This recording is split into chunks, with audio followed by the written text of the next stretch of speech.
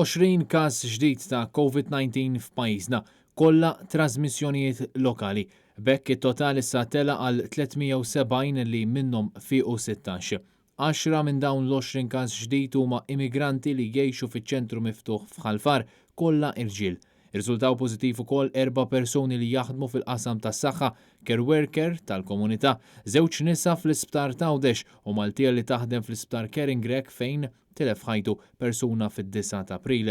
Fost il-każijiet imħabbra fl-aħħar bulettin mediku mill-professur Charmaine Gawci, hemm 2 każijiet ta' persuni li minkejja li ħassew is-sintomi fil-bidu ta' din il-ġimgħa xorta baqgħu f'kuntatt ma' anzjani, persuni vulnerabbli u ħbieb. Kawża ta' dan kienu ħafna dawk li ġew esposti għal dan il-virus. Nerġa' niġbed l-attenzjoni li meta xi ħadd ikollu sintomi, importanti ħafna li ma joħroġ mid-dar, imur jagħmel it-test, imur lura d-dar u ma joħroġ, speċjalment iktar li żgur m'għandux l-ebda jkun hemm kuntatt ma' ħadd, speċjalment nies li huma vulnerabbli.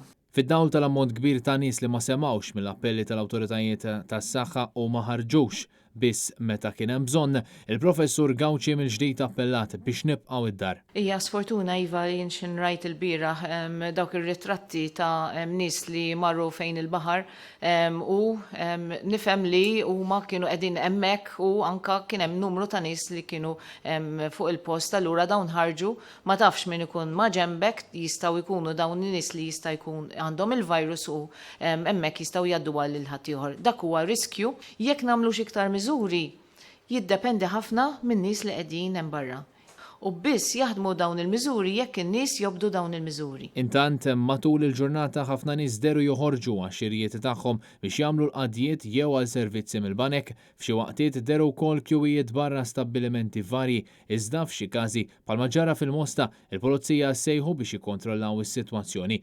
Finalment, is-Supretendent tas-Saħħa waslet messaġġ dirett għal barranin f'pajjiżna. It is important that we know that there is people who are out there and are actually transmitting the virus. So if people go out, we wouldn't know whom you will be meeting, who are the people who are transmitting.